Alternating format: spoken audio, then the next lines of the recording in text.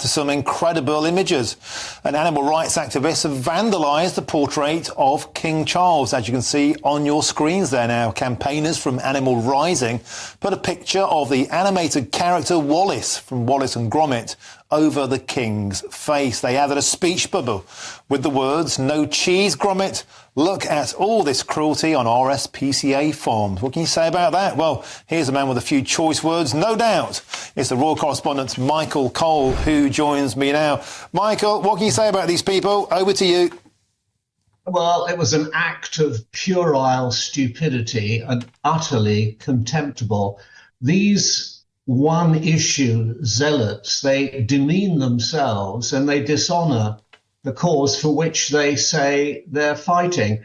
I tell you what, Martin, if they tried that in the Hermitage Museum in St. Petersburg and the Putin's police came in, I'd have a little bit more respect for them because they wouldn't be treated as gently as they are in a gallery in Mayfair in central London. The only good thing about this childish episode is that the brilliant portrait of the Red King by Jonathan Yeo was not damaged in any way. The King apparently thinks it's brilliant, and I think he's absolutely right.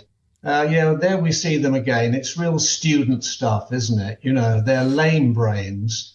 And I'm not even going to explain what they think they're doing. And why they want to criticize the RSPCA, because that just gives them the oxygen of publicity. If they have a case to make, let them make it in a sensible, civilized way, and we might listen. But, Michael, eyebrows will be raised, questions will be asked about the lack of security around this painting. It's one of constitutional importance. It's a favourite of the King. It's on public display. We know these pressure groups target things like this. It's pretty obvious, actually, looking back with the benefit of hindsight, this may have happened. As you said, there is perspex over the screen, but not a security guard in sight, not even a velvet rope. Michael Cole, this looks embarrassing for the gallery. Yeah, I do. I agree. What's the cameraman doing there? Was it all set up? I mean, at least there are two cameras here because we're seeing the pictures, one camera shot, and there seems to be another cameraman there. Is he part of the stunt or not? Philip Mould, of course, is the man who appears on Fake or Fortune with Fiona Bruce. I'm sure most people have seen that program. He's a very distinguished artist himself, I believe, and also somebody who knows a great deal about art and the value of it.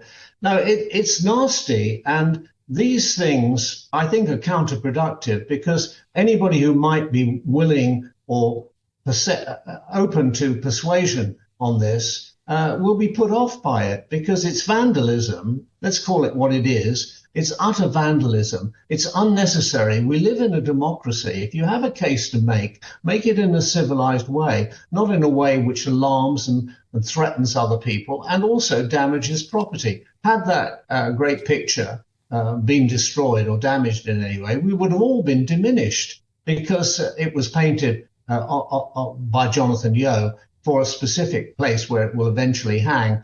But it's part of the story of this country, and it's, I think, probably one of the best portraits of His Majesty the King at any time during his life. So we could have lost a lot.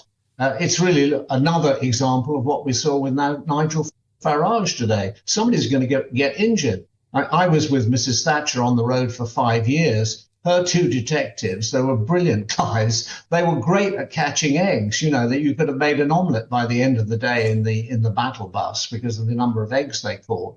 And of course, we remember John Prescott rather reacting to somebody who wanted to throw something in his face. You'll remember that he reacted rather robustly. I think most of the country applauded him for doing it. OK, thanks for joining us, Michael Cole. Wallace and Gromit, more like Wallies and Gromit. Always a pleasure, Michael Cole, to have you on the show.